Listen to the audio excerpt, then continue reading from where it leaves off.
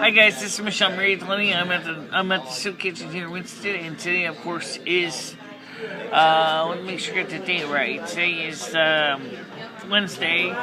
It is the 13th, and I spent some time yesterday at the park with Dory.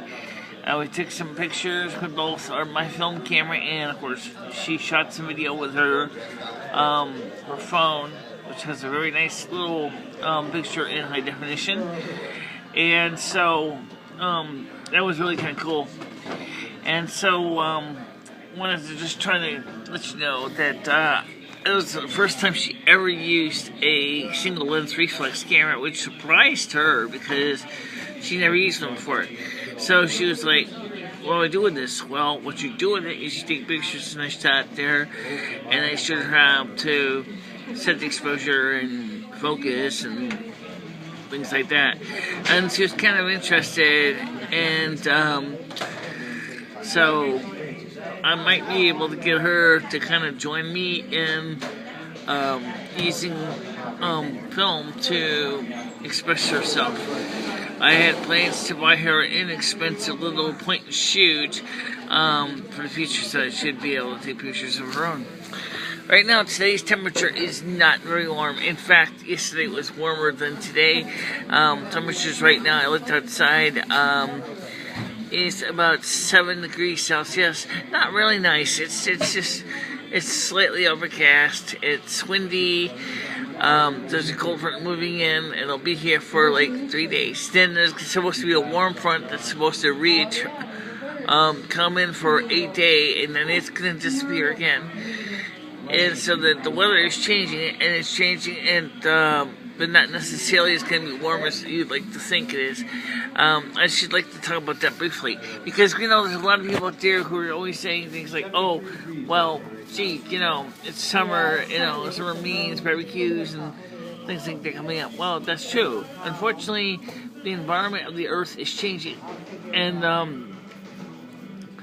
despite all the chemtrails out there in space, or in the stratosphere to try to change the Earth's environment by trying to block the sun to keep out or use these airborne aerosols to originally was supposed to cool the Earth. It's going to be, honestly, I think they should do the opposite, and they should actually try to warm the Earth a little bit, because you also got volcanism, the volcanoes that are erupting all over the world, and those are also spewing a huge ton of fine particulates and ash into the upper atmosphere, and that alone is going to add to the misery to the actual people that kind of depend on the warmer weather. So, because it's also, of course, what's going on with the environment is also destroying a lot of crops, the cold temperatures and stuff like that. But it's not an Earth issue. It's not an Earth-only issue. Of course, it affects our solar system. All 9 of our planets are affected by that sun, which is going through a minimal phase right now, which is the reason why the temperatures have been so cold. It's because our sun has not been belching out lots of solar flares. Those solar flares are important. It's like a slightly flaring up of your barbecue grill. It may sear your meat nice and good. It also provides a little extra boost of energy to which the Earth benefits from to warm itself up a little bit, but not so much that it basically burns people or burns your steak, if you will. So we'll have to see how it goes with weather. As I said, I took some pictures yesterday with Dory. That was kind of fun. We used half of the first roll of film, and then we're gonna take some more pictures and stuff today. She also did, as I said, a video on her phone, but she did something like this, where she didn't set the camera location. So the first video looks like this, which you would think is fine, but if you ever look at it on the computer, the screen it's gonna look like I'm laying on my side. Okay, so that's why we had to use a program to rotate the image and still try to maintain the image quality. Going to be really a challenge to make sure that the video looks really good. But the Alcatel phone she had was given by a friend, was extremely capable for the job, and it was a really nice phone. Very impressive quality for the video. It's just too bad that she did that to the picture, because even with the software from the MPEG Stream Clip, rotation of the screen is still a challenge to do. And I wanted to keep the quality of the 720p video as close to the 720p as I could, but unfortunately I couldn't do that, so things got a little bit, a lot of trade-offs that to be made to fix the screen. She was going to be, probably today she's coming, if she's coming. I don't say if because, her schedule is sometimes is kind of like trade-offs between different things. We might be doing some more video editing. I'm going to be teaching her how to take the raw stock from her Alcatel phone, which easily works with the Android file transfer protocol, unlike the Asus, which she had, which even though she has a love-hate relationship with both phones, the Alcatel One Touch may be a little. It's not a One Touch. It's not a brand, but it's an Alcatel. It does have a very nice screen. The Asus just would not dock with any of my Macs, no matter how much you try. Okay, even using the program that was designed to sync with Android phones, it would not sync no matter what you did. Okay, so that's a problem. A couple days ago, she also brought over a phone that was from a family member. It was an iPhone 3GS, the same one I had. Unfortunately, we kind of damaged it. We tried. She wanted to use it with her current SIM. I find it fine. I got the SIM adapter. I put that in, and the SIM adapter was too daggone tight. And unfortunately, it damaged the SIM holder. I told her, I'm sorry about that. She said, it's not really a big deal. She said, you didn't mean to do harm. I said, I know I didn't. I just felt bad for the phone. So I took it apart because it didn't have pentaprobe screws to see exactly what the damage was. And I was like, wow, that is small. As I said, I always wanted to know what was inside an iPhone 3GS since I had one. And as I said, it doesn't have pentalobe screws. I actually had to tell you, that was some of the tiniest screws I ever saw. They must have been 1.5 millimeters. They were really tiny screws. I got it apart, and as I said,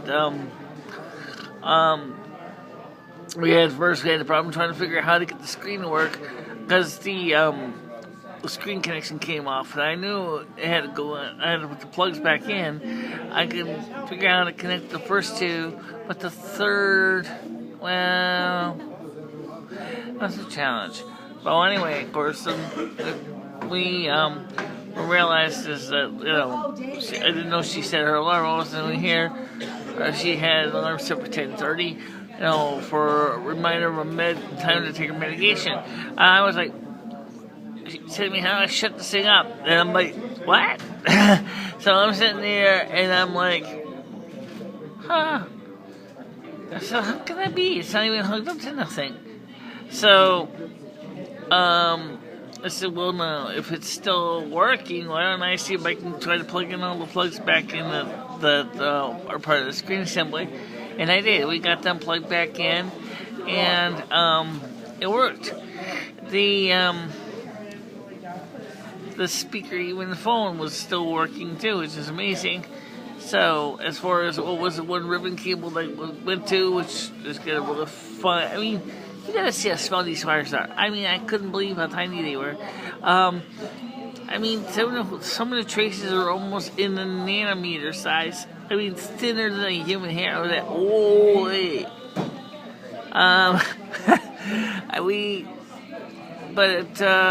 It was still very interesting to see that. So, it just proves you how small the parts are. And if you do ever take them apart, a phone like that, I know iFixit sells repair kits to replace shattered screens and stuff like that on an iPhone. I gotta tell you, that is small parts inside that thing. So anyway, we couldn't quite fix the SIM socket, but well, she could still use it with her other things to do things. It was just kind of disappointing that it kind of got damaged. I would like to fix it, but I'm not sure how to do that, so I'm going to have to figure out some way to fix that. Maybe possibly would have to have somebody go through and desolder the board of the SIM holder. But here's the thing, like I told Dory. I said, Dory, this phone is a dinosaur. You're not even going to be able to do much with it, because it's except receive phone calls. I said, you already got a nice little phone that you are familiar with, that you kind of like. Why don't you use the one you got? Because this thing is, we put the SIM in and it worked fine, and then I took the SIM out and damaged the SIM holder, which I have to admit kind of sucked, because I really was hoping that wasn't going to happen. But yeah, it did get damaged, so her SIM chip was fine, so we put her SIM chip back in the Alcatel, and she was all set to go. Alcatel is also made by TCL in China, which is going to be making the new Blackberries key ones. So that's going to be, for the most part, I've always kind of been impressed with the Alcatel brand. I've never been too impressed with some of the other ones. The Asus that she had was just a piece of crap. Putting it bluntly, it was a piece of crap. Alright guys, here's the deal. I'm going to get ready to let you go, and I'm sorry we got cut off. You know how it is. Sometimes when I talk too long, I get into the announcements and things like that. So until there, talk to you later. Bye-bye.